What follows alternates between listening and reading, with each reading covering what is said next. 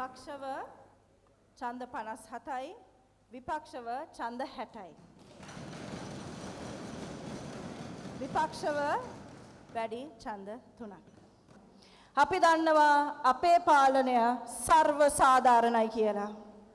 ඒ සර්ව සාධාරණත්වයට එක්ක අද දවසේ අපි බලාපොරොත්තු වුණ දේ සිදු වුණේ නැත. හැබැයි ඔබ පරාජය කරලා තිබ්බේ අද දවසේ ජාතික ජනබලවේගයේ තියෙන අයවැය නෙවෙයි. ඔබ පරාජය කරන්නේ ඔබගේ හෘද සාක්ෂිය අයවැය.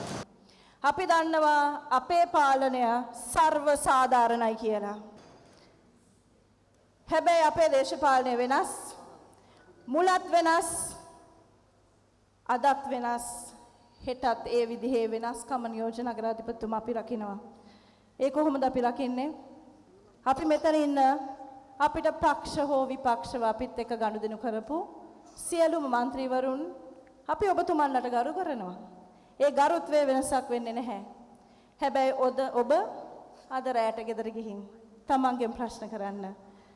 කොළඹ නගර සභාවේ අභිමානය, කොළඹ නගරයේ ජනතාවගේ අභිමානයට ඔබ කුමක් කරාද කියලා.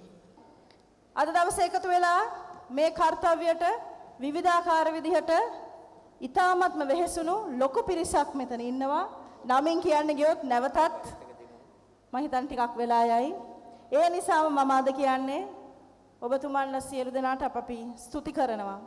ඔබතුමන් සියලු දෙනාටම අපි ගරු කරනවා. Thank you for your effort, for your energy. We appreciate it and we really feel it. අවසන් කරන්න කලින් මම හිතන්නේ අපේ නියෝජ්‍ය නගරාධිපතිතුමා උපුටාගත් අර වදන තමයි වැදගත්ම වෙන්නේ. හොඳ අය නරක අය නරක කරද්දී ඒක සාමාන්‍ය දෙයක්. හැබැයි හොඳ අය නරක දෙයක් වෙද්දී ඒකටත් එකඟ වෙන එක තමයි ඊටත් වඩා භයානක. ඔබ සියලු දෙනාට සුබ පතමින් හෙට දවසේත් ඔබතුමන්ලා සියලු දෙනාත් එක්ක වැඩ කරන්න අපි එකතු වෙමින් මේ කොළඹ නගරේ ජනතාවට සාධාරණ ජනතාවාදී පාලනයක් දක්වා අපි යන්න බලාපොරොත්තු වෙනවා.